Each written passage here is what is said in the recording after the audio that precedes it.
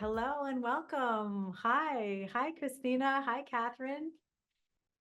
Nice to have you joining if you're watching on Facebook. Nice to have you here as well. We're in Happy Space, hot topics. And I'm really excited about today's conversation, looking at labels and how valuable they are. If you want to have your cameras on, by all means, feel free to do so. And I've got, as usual, I've got some slides I prepared, and I'm really interested actually in hearing conversation from you and your experience about labels and how they've served you. Hey, Catherine, good to be with you. Hey, Nice to see you. I see you too. Um, yeah. Maybe before we get going and as people join, hi, Christina. Nice to see you too. And Raphael is here as usual, giving us a helping hand.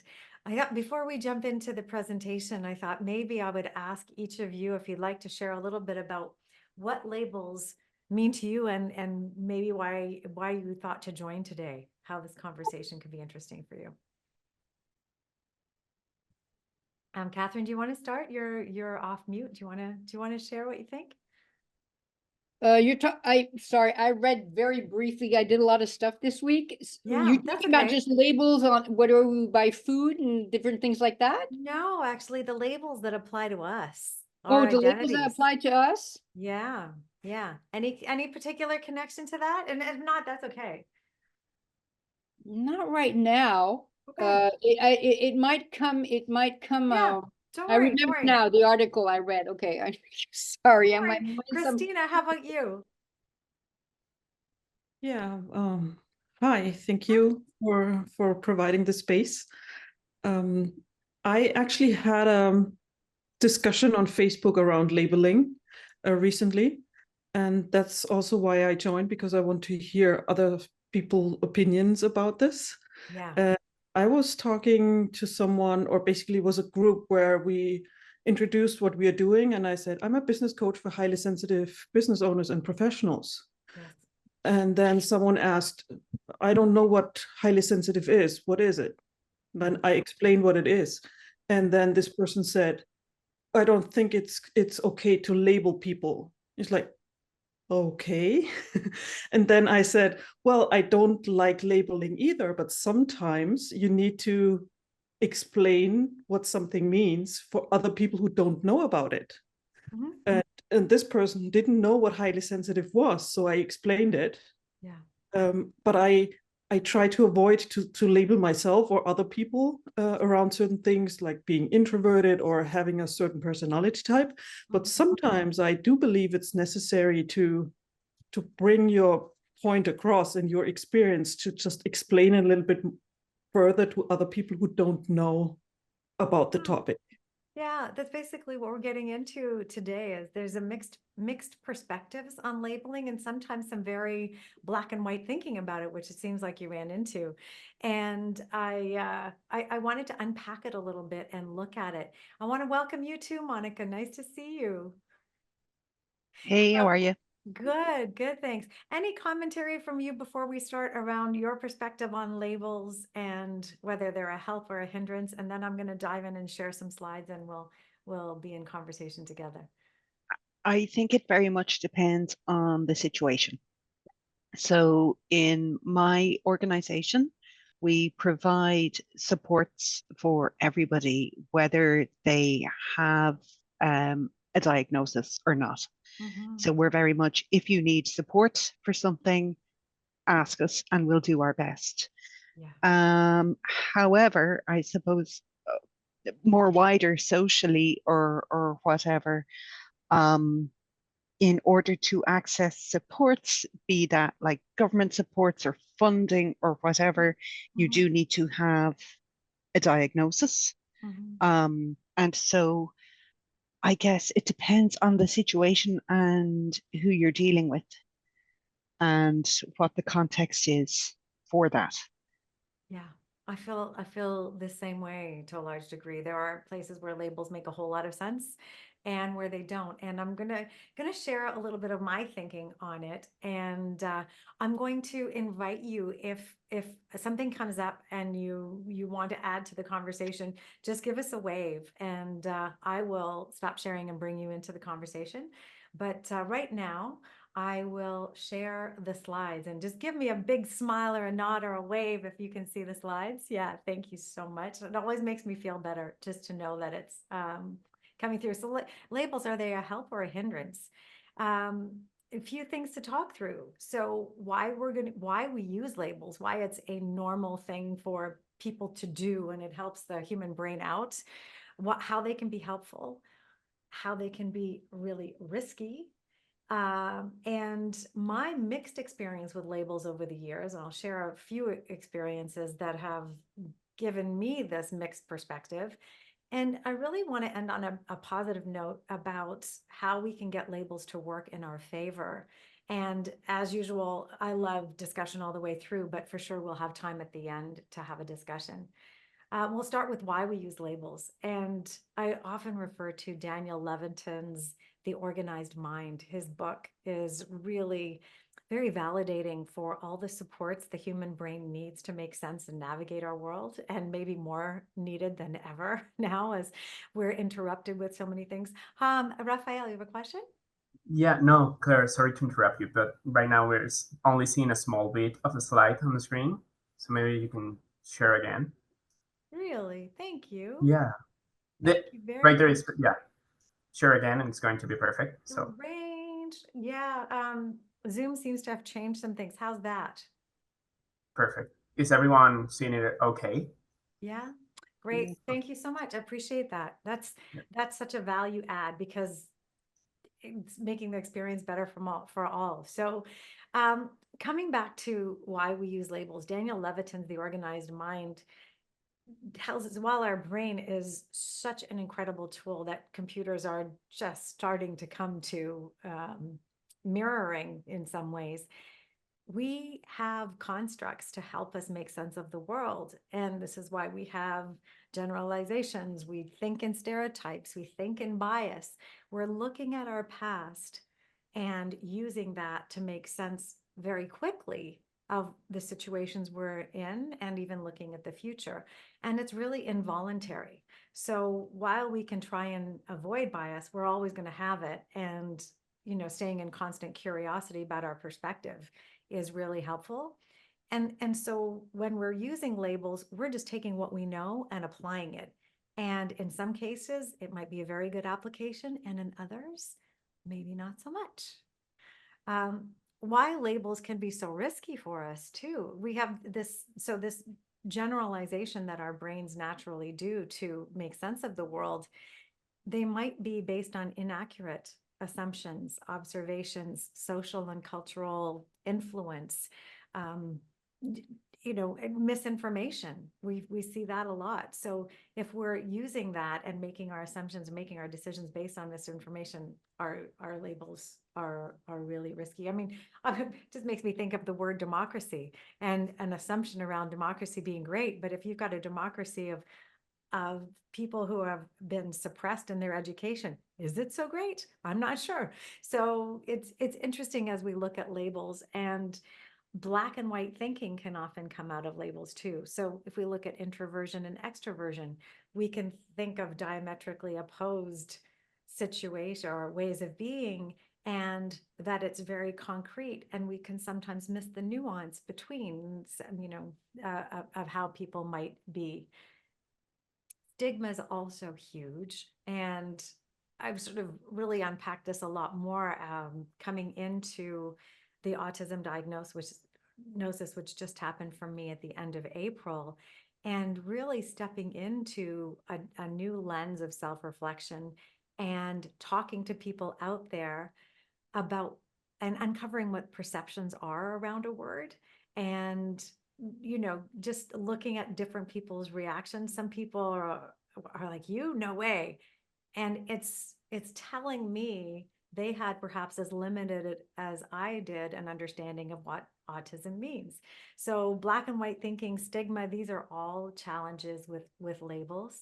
And negative labels can have these lasting effects on us. So if we've been labeled in a certain way, we can carry that forward as an identity. We can lower expectations of ourselves or potentially of our place in society. So they have a huge impact. It could turn into a bit of a self-fulfilling prophecy.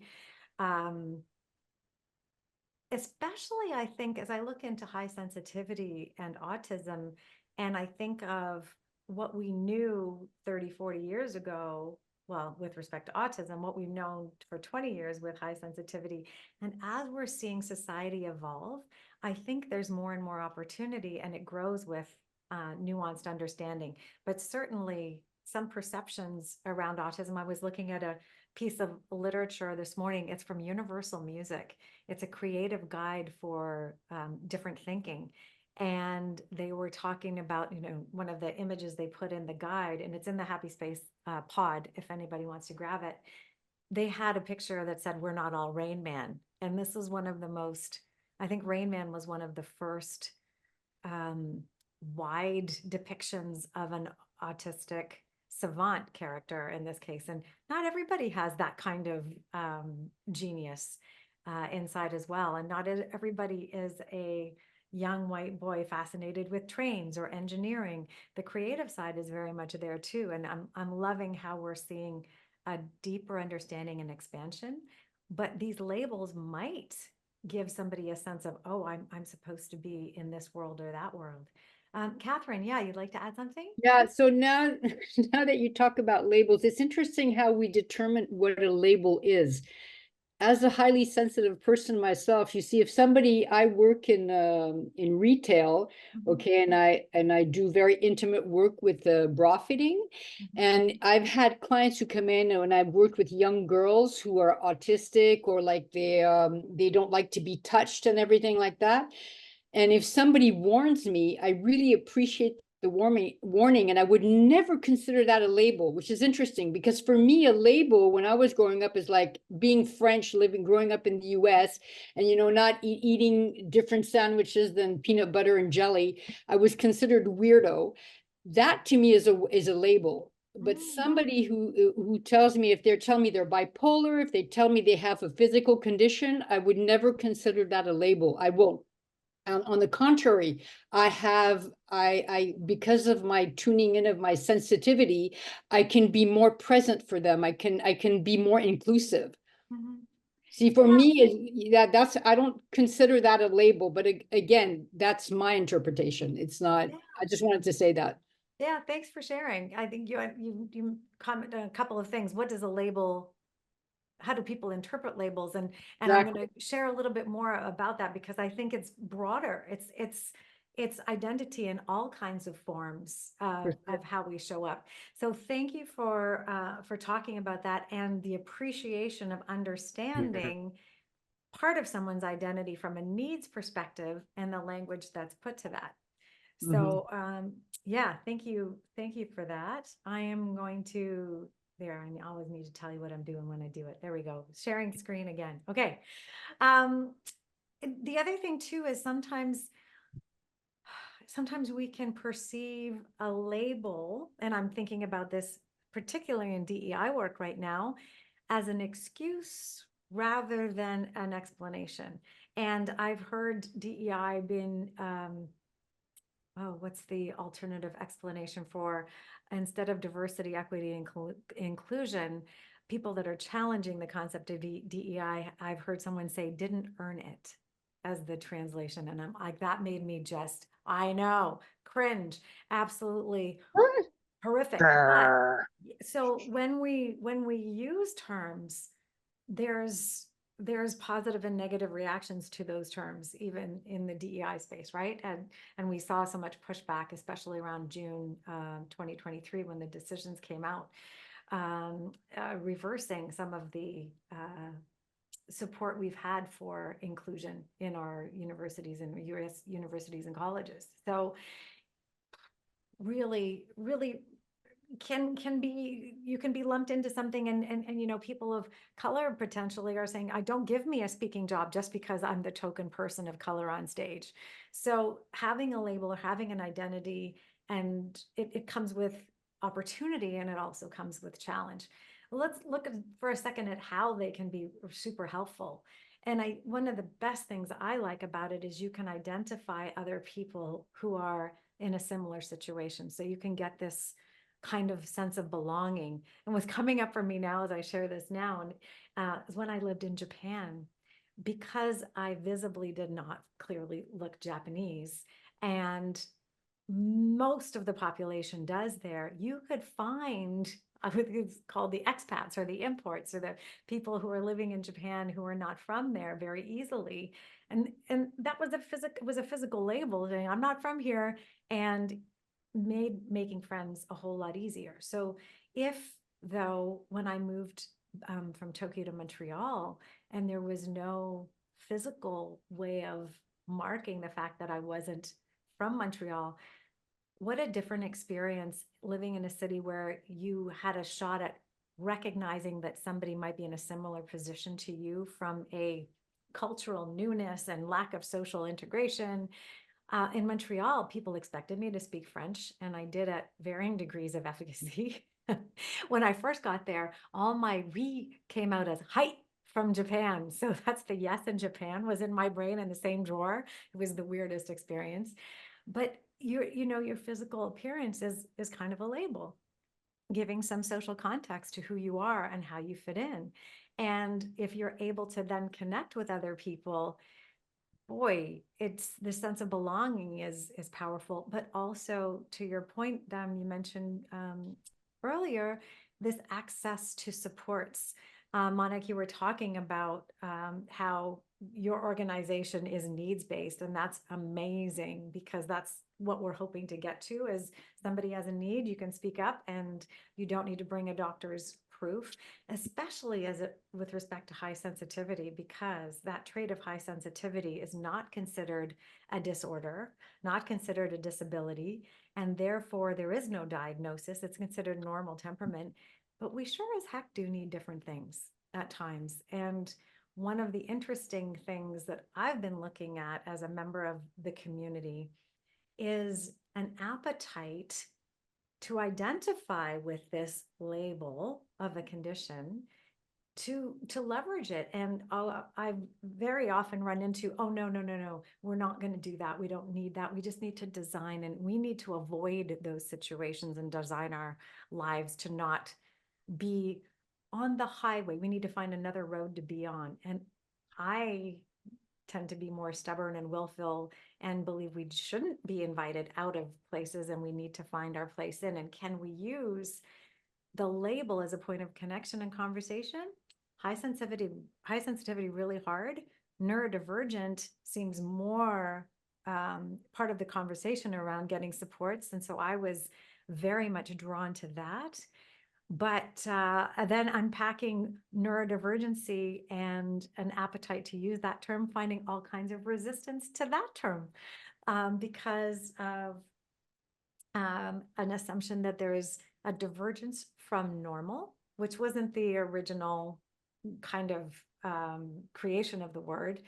Neuronormativity, neuroatypicality, there's so much language in there, and I'm finding people are drawn to different words. I fell in love with the term neurospicy and have used that and received several comments deriding my decision, and that I wouldn't be taken seriously because it's neurodivergent, and if you don't say that, we're dismissing. If you want me to listen to you, use that term. So super interesting to me how a label can help you be part of a conversation. And then as you get into the community, all kinds of different perspectives around the use of a label there as well. I think first and foremost, though, for a lot of people, a label is a way to get a deeper understanding of either themselves or someone else with whatever the current level of understanding is, recognizing that it continues to be dynamic and evolving. But that might be one of the most powerful places that a label can be very helpful. I want to share and just kind of zoom out a little bit and share a little bit about more of my mixed experience with labels. One of them was, I remember being quite young and watching a movie, and I had a big lump in my throat. It was a really sad film. And I remember my mom saying to whoever we were watching with, I don't even remember who now, oh, Claire doesn't cry. And this lump in my throat had, like, it had no place to go. Then I was like, what do I do with all this? And it's interesting, as a child, I became very good at expressing anger and frustration, but I didn't express sadness. And it's taken me a long time to kind of fully understand that. But that label at that point, I think really did have an influence on me and how I expressed emotion. You see the word Paki there. That's so my heritage is, my father was from India.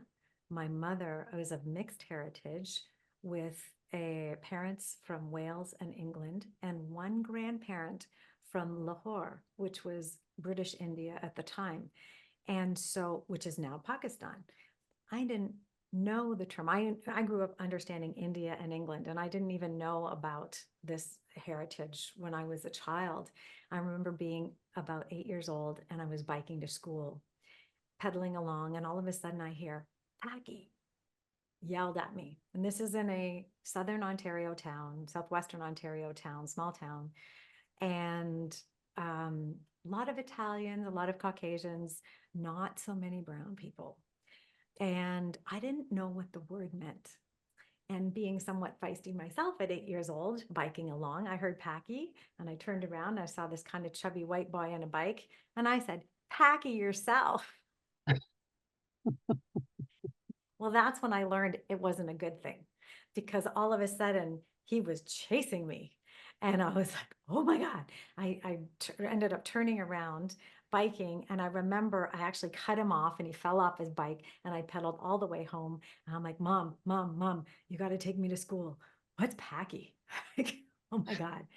I had 2 more incidents growing up where I was referred to as Paki. And they stand out. They stand out in your mind. So it was weird, right? Because that label, I learned out later, partly I am, but at that point, I had no idea what this was.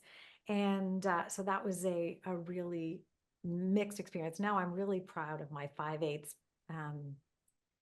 British Indian Pakistani background. It's like, but then it was a point of bullying and feeling like I didn't belong. Absolutely. I only feel Canadian when I leave Canada, which is kind of interesting. When I'm in Canada, as being someone who moved from England when I was 4 and of different heritage, I don't feel Canadian here. I'm not a hockey fan. I don't I don't fit in with the culture here. I have a jar of Marmite behind me. It's like tea time all the time. I feel much more of an affinity with Indian and English cultures, except when I travel, then I'm really fiercely, proudly Canadian. And when I did backpacked around the world, I had a big Canadian flag on my back. So it's really interesting. What's your label? What's your identity? Can depend on where you are, too. Person of color, I say that I'm a person of some color because I am, 5/8 Indian. I remember meeting a lovely group of speakers in Brooklyn. We got together and it was the people of color in a speaking community. And I got there, I was the only person of some color, only brown or South Asian person, and everyone else in the room was of Black heritage. And I was like, do I have enough color? I'm not sure if I have enough color. Is it right to be here? I don't know. It's so interesting looking at our own identity and context and whether we feel like it still applies. And then looking at highly sensitive person, it didn't take me long to be really proud of understanding that part of me and talking about it.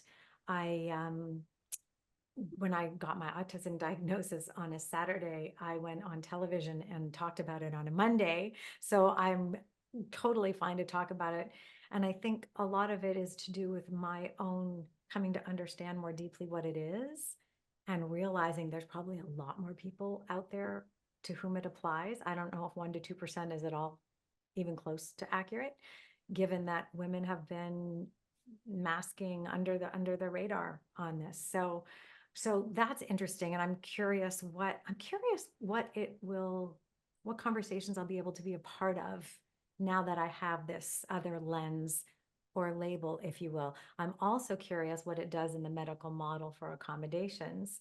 Not sure it's going to do a lot, even within autism, right? There's in the DSM-5, there are 3 levels, and some organizations will say I just joined a group of 160,000 people on Facebook, and they're like, we do not subscribe to the levels because that's another label within. And is there elitism with some labels? Does it make people feel othered and less than? And I don't like that. I'm coming right to you, Monica. I've just got one more slide here. I just want to share just about my other labels. My label of MS took me 7 years to be able to talk about that label. And I remember when I talked to my neurologist, he said, oh, well, you're walking towards the edge of a cliff and you don't know when you're going to fall off. And so I was very reluctant to talk to anybody about MS for 7 years. Now I'm fine to talk about MS, and I've been living successfully with it for over a decade now. And disabled.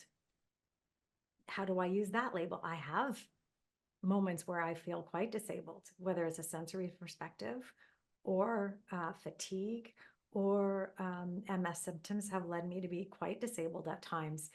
Do I label myself as disabled all the time? Depends on the context. But being able to use that label when I need it, I think is going to be powerful for me. And it's also part of why I think, and why I've joined the Hidden Disabilities program in Canada, to help connect more people to get the supports that they need. So Monica, thank you for being patient with me. I want to come back to you now and please invite you to share. Yeah, so it's just what you were saying about, the 1 to 2% or whatever. I'm currently doing a course didn't earn it, in in a local university, and it's quite interesting. But one of the other students is he is psychiatrist, one of those people that can diagnose. I can't remember exactly, but he was saying in one of the weeks that he has never ever come across an adult who has self-diagnosed with something, because as we know, diagnosis is privilege. It's costly, it's time, there's huge waiting lists. He's never ever come across an adult who has self-diagnosed with autism or ADHD or whatever, who has been incorrect. Wow. Yeah. That's fascinating. Well, I mean, I don't think you go looking to have an affinity to kind of get some false accommodation or some kind of like skiving off, or I don't know what. That's really interesting. It legitimizes the tests that are out there too. I think the RADS test, RAADS plus test that I took on Embrace Autism, said that yes, it's been proven to be very reliable when measured against the people that have got diagnoses. So yeah, that's really validating. It was, I think he was sort of saying, I mean, I don't know what it's like in Canada, but certainly, in Ireland, people come across it, and it's because they're getting their children assessed and they have to fill in all these questionnaires about their kids. And I mean, certainly, I mean, that was what it was like for me. And I'm like, oh yeah, hang on, am I talking about me, or am I talking about her? Or am I talking about her? So, I don't have a diagnosis. The other label that I think is possibly worth mentioning here is superpowers, which I think can be quite damaging in terms of, like, we're professional adults. I think it's great if you have a 7-year-old or something and you're saying, yes, look, you have dyslexia, and that's a superpower. It's creative thinking, it's this, it's that, or whatever. But when you come into like the adult world and a professional context, and people are still talking about superpowers, or they're putting extra pressure on somebody to come up with a creative idea or to be a mathematical genius when they're not necessarily going to be a math. You know, people think autism is, you know, a maths genius, whiz kid computer programmer Right. or something, you know, Right. like you wouldn't want me processing your payroll, I'll tell you that. Yeah, you know, it's funny, is our next episode on the Happy Space podcast coming out with Pasha Marlowe. And she's the same way. She's like, I am creative, artistic thinker. I am not the mathematical engineering type mind. And so I think this is what I'm looking forward to being part of, is expanding the understanding of what's out there and expanding the meaning of the label and getting away. So I think the opportunity is to use the label as an entry point for understanding. Yeah. And then to throw it away and say, okay, now I really want to get to know you. Right. Just, and like, just, okay, that was great. That was, we're going to an Italian restaurant. I have an idea of some of the food that'll be on the menu, but what's the menu? They're not, and they're can be wildly different. Right. Yeah. Yeah. Thanks. Thanks so much. Anything more on that point? As yeah, I agree with you. On labels, redhead. Oh, Oh, tell you me more. So I've got red hair. I've had red hair all of my life. And, you know, even now, you know, like I think there was an episode of South Park or something, and there's National Kick a Redhead Day, Oh and no. there's, Oh, sweet. oh yeah. Oh. No, I don't watch South Park, but like I've had some really, now look, I'm big and ugly enough to, you know, not let it bother me. But you know, there is still, you know, red gingers have no souls. I don't know if anybody has ever heard that. unbelievable. You Gingers know, I have, think is Harry yeah, Raphael, you've heard that, right? Gingers have no souls. Yeah. really? Yeah, I've heard Yeah. it. I've heard the joke. Yeah. Yeah. Oh. Is Harry ginger? Prince Harry? I have no Yeah, idea. Prince Harry is ginger. Yeah. I think he experienced it too. I think. I think I think there is, and I don't get it because I love it. I think it's so So do I. special and beautiful. I still have no gray. I'm nearly 50. Like, so, you know. Yeah, but isn't it But interesting how where just, does the I'm curious to where this came from, because my mom was raised in Montreal, and I remember that she said a comment once. I was going in fashion school, and I was friends with this American girl who came from the countryside. It was very interesting. And my mother had a thing against redheads, and I didn't understand why. It didn't make any sense. And she said, I prayed that I wouldn't get a redhead. And in my mind as a child was like, why? You know, we don't choose these things. And I was wondering where this comes from. I mean, is it a Catholic thing? Because it shouldn't be, because Irish are very Catholic. So I don't know. It was really weird. It's like, I don't know. I think what's the what I stigma sense around it? is there's a predisposition to other people.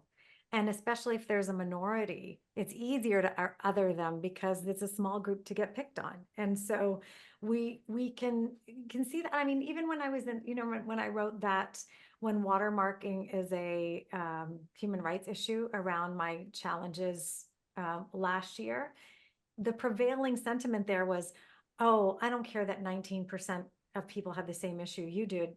Majority matters. And I think it's perhaps in line with how we all were trained when we were young, that equity was equality mattered, being treated the same. Everybody got the same size of pie mattered more than equity. We sort of have to redefine what's okay, and that a majority isn't good enough. That we actually have to care about the smaller numbers of people that are in something. I think it's human nature probably to just persecute those who are in smaller numbers and different. I think sad but true, and I think it relates to power and love of power and influence and what people can get away with. I don't know, it's a fear about something that doesn't make sense to me, but I mean, in an Yeah. animal kingdom, I can understand, for example, having observed something very interesting. I had a cat that was really sick. He had a stroke. And when I brought him back home, they're both gone now, but my other cat had a really weird reaction. She would not approach him anymore. She would not stay next to him because in nature, this animal that was now ill or was diminished, in other words, is a danger. Yeah. He's a predator and now he becomes a prey. And so they don't know the difference, right? Even domesticated. And it was just really interesting to observe. So I think it comes from fear and not knowing why we put a judgment on somebody or something, or a negative label. Yeah. Well, thanks for that thought. I want to circle back to gingers and Sure. animals and tie it all together with this is Theo. Can you see? This is Theo, my ginger cat. There you go. And I have two ginger cats. And one thing I've learned is that they have they have a great reputation. Yeah. Ginger cats are like, oh, they've got great temperaments, great personalities. And so far, when I've met ginger cats, I have found that to be true. So maybe we just need to wed ginger cat temperaments and our love and appreciation of them with people, and we'll be in Well, a it's the same with black cats or people who are afraid of them, and Right. the cruelty that's done to these animals. Yeah, yeah. Good discussion. The next point I wanted to talk about is, when do labels when can they really work in our favor? And I think when it's identity affirming, when you find language that you really, go, "Oh, yeah, now I feel understood." When I found the HSP label, I was really excited about it because I finally thought, oh my God, it's not just me. There's more people out there than just me who feel this way. And that was really positive. We've talked about the access for support and maybe even protection, right? Now the ADA or the Equality Act in the UK, different legislation is making more people feel part of something. I think the number of decisions made in the UK that law tribunals have rendered that mention neurodiversity have grown from 3 in 2016 to 278 in 2023. So there's been an exponential growth in the ability for people to identify with a label and find some legal support. I think that's going to continue to carry some weight, and not the biggest driver, but for some it will maybe what pushes them over the edge into considering greater inclusivity. The way ergonomics and the business case for setting up proper workstations for people came out of lawsuits and workmen's compensation claims. So I think there's going to be some power in being part of that. But the biggest part for me, the thing I've struggled with over the past few years as being HSP, not very often excluded from the label neurodivergent in terms of the percentages, and certainly in a lot of the organizations and conferences. And I was like sticking my hand up going, but we think differently. We think differently too. We're processing differently. And then in Janar Nirenberg's book, Divergent Mind, sensitivity is there with autism. It's there with ADHD. It's there with Tourette's. It's there with dyslexia. So how can we discard sensitivity as something that doesn't need to be understood and designed for, and potentially you're going to make adjustments for someone? So I always thought, gosh, I want to be part of this conversation. If everyone's talking about neurodivergency, then we better be part of the conversation. So I'm really curious what your thoughts around that. Yeah, let me just pause there and say, does anyone here have any thoughts around high sensitivity? Christina, maybe in what you're thinking about highly sensitive neurodivergence being part of a conversation that says we're entitled to some adjustments. Actually had a similar thought that just came back to my mind while you were talking. So I used to work in user experience, and I'm still following a few people on LinkedIn that are in the user experience space. Mhm. And there is one person that shares methods and tools and guidelines around software and websites and digital products being accessible. Mhm. And they're listing all the things you just said: autism, ADHD, colorblind, everything, like temporary disability. Yeah, And I was thinking, I can't see highly sensitive on there. right. And uh, I was thinking about, should I write to this person? But then I'm a person like overthinks messages, so I haven't done it yet. But it's still on my list. I want to ask him whether they're even considering highly sensitives as part of this group that need adjustments.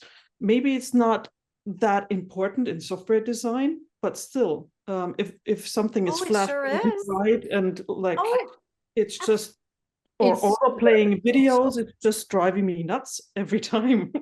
it absolutely has a place there. And I've been sticking up my hand and asking questions for easily 3 years now, saying, hey, why not? And I've had organizations say, oh, we're going to add it. We're adding it in. And then it's interesting too, as I unpack and have more conversations within the autism community, I've had comments that tell me, oh, Claire, some people think that HSP is just an ableist term for autism. So there's really, really interesting perspectives once you dive in that are making me go, huh? What? And question things and observe things. And I think my last hot topics, we were looking at autism versus HSP. And I think we got 900 views on YouTube already. It's like it's interesting. That one was really, I think there was a lot of curiosity in it. And I think we can be nothing but curious about all of this because so a little bit on the HSP experience. I was at a retreat last year of highly sensitive people. I was the only extrovert in the room. I was the only ENTJ. Most people were INTJ or INTF. The judging was also a little bit of an outlier. And I consider myself still to be highly sensitive and now autistic. And I think Julie Bjelland, who's in this space as well as a psychotherapist and has an online community, she's in the same boat. But I've also had other people be like, oh, no, HSP is very different. And they want to separate and pull it apart because they don't want the whole to be associated with the whole bucket of whatever else comes with it. And so it's really interesting looking at what's useful in the label and then what's like a weight of the label. Yeah, I'm still unpacking. And I think one of the points I wanted to come to with now, yeah, you can see this, I think. Wait a minute. Nope, I moved the wrong thing. Here we go. This one. I think labels are there for us to help us reframe and reauthor who we are in a more precise and accurate way over time. And I think my invitation is use a label while it's serving you. Use a label however it's helpful to you and make it be your own, like that's with me, it's person of color. Well, I'm person of some color. So I kind of nod to where I feel like I fit in with that. And I think there's an opportunity to do that with a lot of different ways we refer to ourselves, but it's been fabulous to have another lens to look at, and it's brought on this whole level of conversation. How are we doing? We've got some time left, so I'm going to stop sharing and just see what else has come up for you with labels that you've been dealing with personally, and how they've been helpful to you, or how it's been like, oh, I was wildly misunderstood when I said X, Y, or Z. Catherine, thank you. So I think in regards to high sensitivity, I think there's more people than we realize. Actually, Dr. Sanjay Gupta had said that 25% of the population was actually highly sensitive. I believe my father was highly sensitive, and as a man, you can imagine how that went through. I believe my grandmother was too, my paternal grandmother. I don't know as much on my mother's side of the family, but we have to remember that we're going more towards the feminine, but for many centuries it was all masculine, the strong men, you know, what Trump is representing, and that's dying, but there's hanging on to. Yeah. So anything highly sensitive is a trigger, right? Because it's like, oh, she has an excuse. Why is she highly? But they don't understand what high sensitive is. Like, you know, like it's the princess with the 25 mattresses and she feels the pee. That's absolutely me. Yeah. Like, Yeah. or, you know, I'll eat something. I'm sensitive to foods. Like even in homeopathy, I have to be careful because I'm so sensitive. Like, or even in the you know, the Bach flowers or anything like that, there's alcohol content. Well, if I take it at night, even though there's hardly any drops, I won't be able to sleep. Mhm. And some people don't understand that. That's just my Yeah, no, no, sensitive- so there's So there is something. And it's not an excuse, because if I cry easily, it's not an excuse. And you see, I was raised in France partly, and if you were really sensitive, that was like, whoa, you know, you're trying to an excuse, you have crocodile tears and stuff like that. And, you know, and I think my relatives were probably sensitive too, but they were hushed down. So they transmit that to their family, to their relatives, to you know, to the younger generation, until you decide to stop it, which is what yeah, I the with context and the my daughter. influence and appreciation of all that it's wildly different in different cultures. Well, Absolutely. of course. And the valuation of it. So the label may apply somewhere, but it might not apply quite as much somewhere else in relativity to what you're seeing. So thanks, Catherine. Thank you. Monica. Another question, and I don't know if you've covered this before or not, but just in terms of HSP Mhm. versus sensory processing disorder, is Yeah. that something that you've looked at? Yeah, only lightly. I haven't talked to a clinician to help me further unpack sensory processing disorder. mm, I think that I'm imagining there's a bit of a blurry line there at some point as well.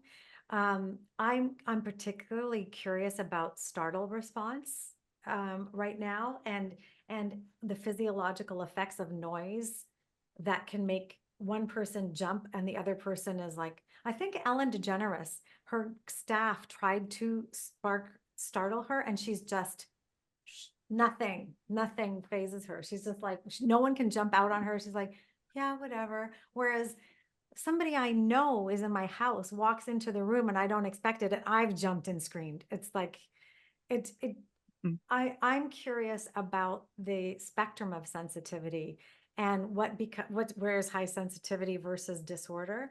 The way I understand it now is disorder becomes very debilitating in terms of daily life. And mm, sometimes I find myself in that boat where I'm like, oh, there's too much going on and I'm going to have to opt out. I think that's pretty debilitating. But luckily, it's not the majority of my time, probably in large part because I've chosen to work from home and curate as much as I can of my environment. If I was in an open concept office after having taken the subway downtown, I'm debilitated. I am not going to be able to perform at my best. I don't know enough though, to answer your question. Have you had experience? Does anyone here know more about sensory processing disorder? Yeah. don't know a huge amount about it, only that it is something that I suppose is more diagnosed than not diagnosed. Like HSP is not something that's Yeah, diagnosed because necessarily, it's and so SPD debilitating. Yeah, is, yeah. yeah, But I was just curious about had you delved yeah. into the, Yeah, yeah. not Okay. yet. Not yet. And I Okay. don't, it's mentioned in Janara Nirenberg's book too, that there's a difference, and that it's really debilitating, stimulation. I Mm, just, I, I, I don't know. I think there's times in my life where I'm like completely shut down by sensory experience. I'm like, well, I consider that debilitating, and that's why I think we need to have accommodation. Why I want to be really vocal about the sensory aspect being included and neurological safety being something we need to think about providing in our shared experiences for sure. Thank you. Thanks, Monica. Christina, what would you like to add? I just wanted to say that I've had some conversations mostly in networking events where I was again talking about what I do, working with highly sensitive business owners. And then people were basically appalled by just by the word sensitive. It's like, no, I'm not sensitive, so I'm not your audience. But then someone else was interested. What does it mean? I don't know what it is. And then I'd explain it. And then the first person who was, no, this is not me, would say, oh, things like, I think I'm highly sensitive after all. But the word has just too many negative connotations still. And when people don't know about it, they just automatically say, well, no, I'm not sensitive. Do you know, Christina, that Elaine says that she would rename it? If she could do it all over again, she wouldn't name it. Yeah. Highly sensitive person. And so sometimes in my work too, I've talked about highly responsive person.